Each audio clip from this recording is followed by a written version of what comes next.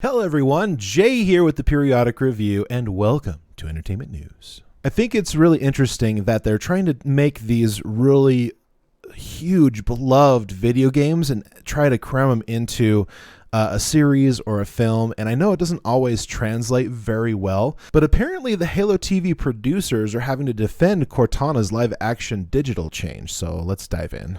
Halo TV's executive producer Kiki Wolfkill defends Cortana's live-action design change for the upcoming series by comparing it to the video games. Development in an adaptive of Bungie and 343 Industries' action video game franchise was languished in hell for well over a decade, beginning as a film in the early 2000s before transitioning to television in 2013 with Steven Spielberg attached to produce. And that's also very hard to hear, because if it's changing too many hands and it's going from different rendition to different rendition, it's quite possible we're going to lose a lot of the main core of the actual IP. And however, with it in the hands of Steven Spielberg, I mean, we all know that Steven Spielberg stuff is usually good, it's usually great, or even into the beyond. Pablo Schreiber is bringing the iconic Master Chief to life for Halo, alongside Jen Taylor reprising her role as AI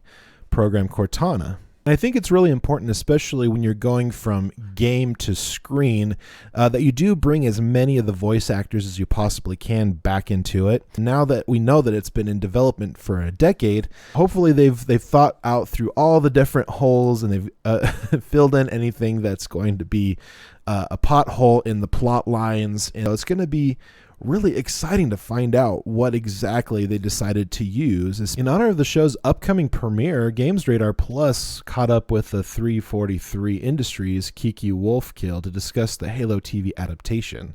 When asked about the controversy surrounding Cortana's live-action design change, the executive producer defended the character's new look in the series. In this situation, it's very different from the games in that she has to feel real. And by that, I don't mean feel like a real human.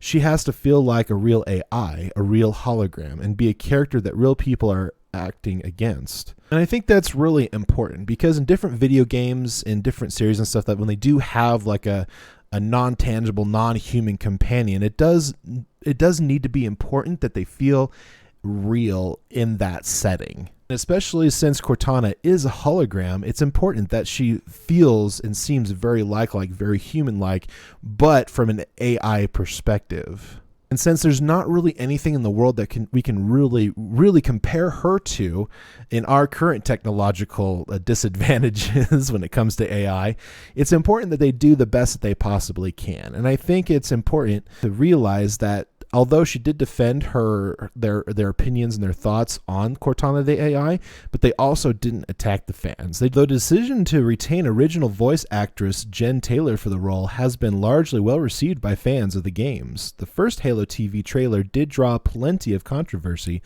for the actor's live-action design change. Wolfkill, who is an executive producer for the Halo franchise at 343 Industries, defense of the live-action design change does serve as an understandable argument for her new look. And the other thing to note, especially going from video games or even from books or like a short story or a short film and adapting it to a major motion picture, or even a series, it's really important to understand that when you're telling the stories in a more live action setting, telling the story is much different than telling the story in a video game. And again, I'm actually really excited to see this adaptation, and I might even fork out the extra money to get Paramount Plus just so that we can get that. And I think we actually might have that, because we have been watching Yellowstone very religiously.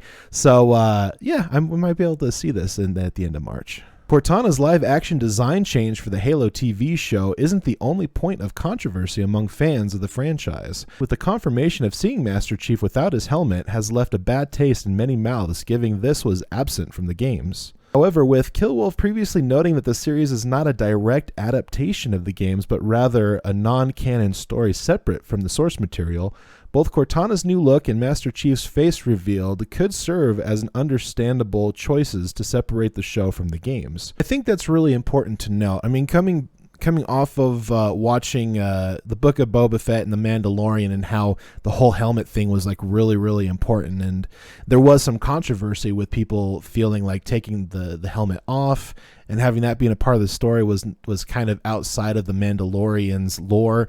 And I get that, but also, again, it's about telling the story in a live action way away from the games. But I get the source material is really important. And of course, if I'm wrong, I'm sure you all will let me know. So thank you so much for watching another video. I really do appreciate it. And from my family to yours, good night. Hello everyone, JayReims with the Periodic Review. Today's video is sponsored by viewers like you, so thank you.